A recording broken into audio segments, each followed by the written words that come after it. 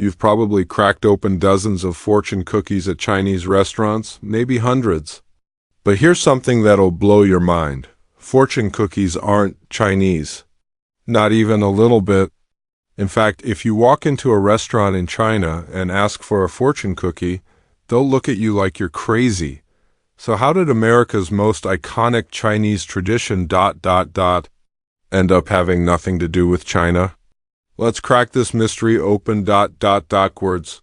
But before we unravel this mystery, quick favor, if you're curious about stories like this, hit that like button. It helps more people discover these hidden chapters of history. Now, let's dig in. Right now, at this very moment, fortune cookies are being served at thousands of Chinese restaurants across the United States. Estimates suggest around 3 billion cookies are produced every single year, mostly in America. You can buy them in bulk at Costco. They come in chocolate-dipped varieties. There are NSFW versions for bachelorette parties.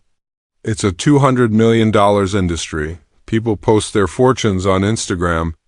They use them to make major life decisions. Some folks collect them like tiny paper prophecies. But here's the thing. None of this exists in China. Zero. If you go to Beijing, Shanghai, or any city in mainland China and order Chinese food, no fortune cookie arrives with your check. Chinese tourists visiting America are genuinely confused by them. They think it's quirky American entertainment. So when did this ancient Chinese tradition actually become tradition? The answer takes us back through time ... and the story gets weirder than you'd ever imagine. Ready to see where this rabbit hole goes? Because we're about to jump back 40 years and the plot's already thickening. By the 1980s and 1990s, most food historians agreed these cookies were not of Chinese origin. But two California cities were about to go to war ... over who actually invented them. In the early 1980s, specifically 1983, a mock court case gets held in San Francisco. Not a real trial, but pretty close. It's called the Court of Historical Review. The question on the table: who invented the fortune cookie, San Francisco or Los Angeles? San Francisco's argument: the cookie was invented at the Japanese tea garden in Golden Gate Park around 1909 to 1914 by Makoto Hagawara. Los Angeles fires back: no way. It was invented by David Jung at the Hong Kong Noodle Company in LA's Chinatown around 1918. Wait, did you catch that? Both cities are claiming Japanese and Chinese inventors. Something's not adding up. The mock trial happens. A federal judge presides, for fun, but with real historical evidence. Witnesses testify, documents get examined. San Francisco wins. The judge rules that fortune cookies were invented at the Japanese tea garden. But Los Angeles never accepts the verdict. To this day, both cities claim ownership. But here's what most historians agree on. These cookies weren't Chinese. So why were they in Chinese restaurants in the first place? To answer that, we need to go back further, to a time before anyone questioned where fortune cookies came from. To understand the shift from Japanese-American to Chinese-American production. Because what happened in the middle of the 20th century? That's where this story takes its wildest turn yet. December 7th, 1941, Pearl Harbor. And with it, everything changes for Japanese Americans. Within months, Executive Order 9066 forces over 120,000 Japanese Americans into internment camps. Their businesses closed, their restaurants shuttered, their lives shattered. And here's the critical detail. Before World War II, fortune cookies were almost exclusively made and served by Japanese Americans. Japanese bakeries, Japanese tea gardens, Japanese restaurants. Many of the bakeries and factories that produced these cookies were disrupted or shut down entirely. But when Japanese Americans were forced into camps, someone had to fill the void in America's appetite for Asian cuisine. Chinese restaurant owners, who weren't targeted by internment, stepped in. They took over the fortune cookie business, not because they were stealing it, but because there was demand and suddenly no supply. By the 1950s, fortune cookies had become completely associated with Chinese restaurants. A whole generation of Americans grew up thinking they'd always been Chinese. Chinese restaurateurs didn't correct the misunderstanding. Why would they? Americans loved them. They expected them. They associated them with Chinese food now. In less than 20 years, a Japanese tradition became a Chinese-American tradition. Not through deception, through historical circumstance and tragedy. But wait, if Japanese Americans were making fortune cookies before the 1940s, where did they get the idea? Turn of the century. Japanese immigrants are arriving in California. They're bringing their culture, their traditions, their food. And among those traditions, a very specific kind of cracker. It's called Sujira Senbai. It's larger than fortune cookies. Darker in color, made with sesame and miso rather than vanilla. But the shape, nearly identical. The fortune inside, exactly the same concept. So fortune cookies aren't Chinese-American. They're Japanese-American adaptations of an actual Japanese tradition. This is why Mikado Hagawara at the Japanese tea garden makes so much sense.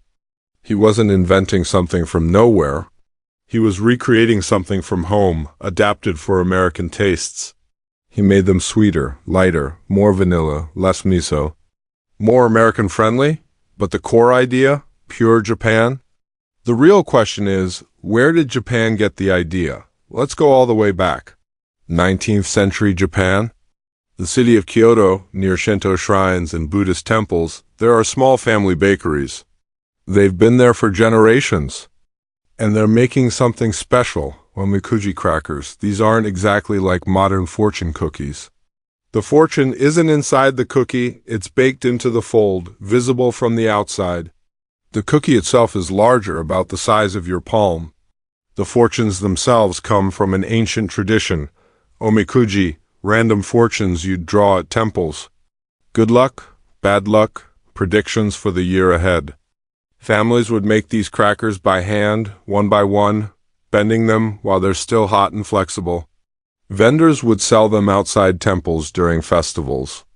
The tradition may go back even further. Some historians trace similar fortune-telling cookies to the 1600s or earlier. But the modern form, the one that made it to America, solidified in the 1800s. So here's the complete journey.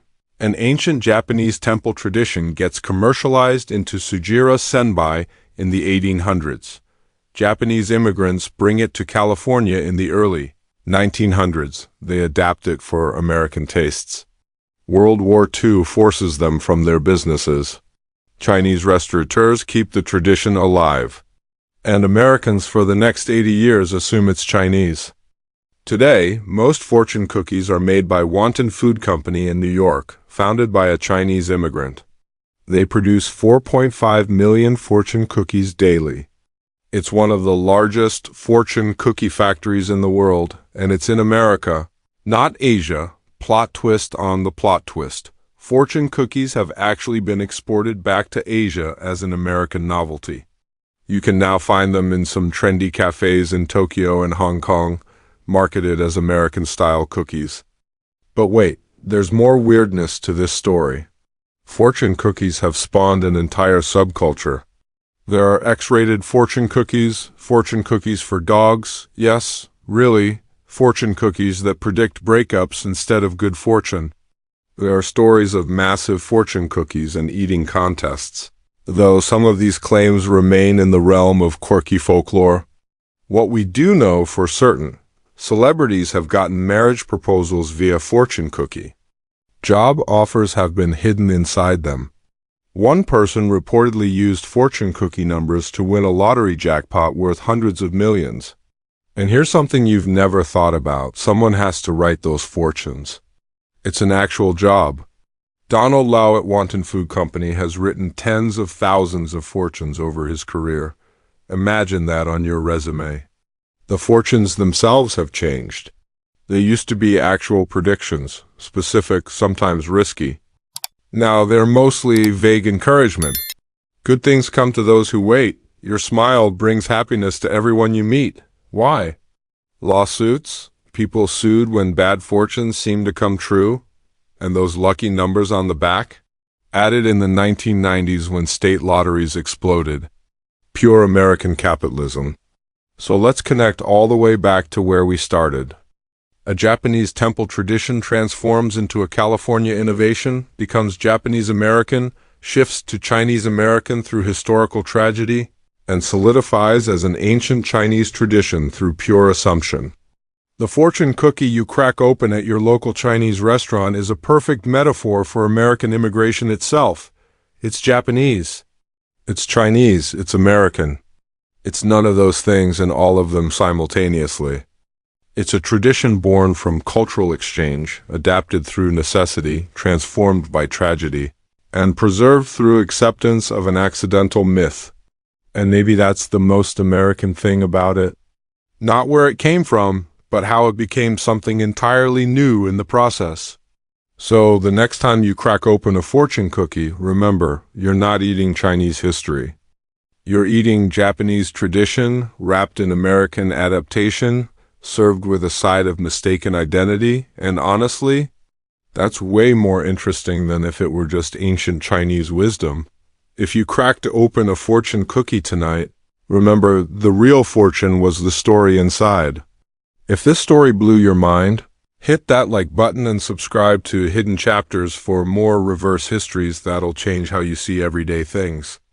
Drop a comment telling me, what other traditions should I investigate? The fortune cookie won't tell you, but I will. There are hidden stories everywhere. Thanks for cracking this mystery open with me. See you in the next chapter.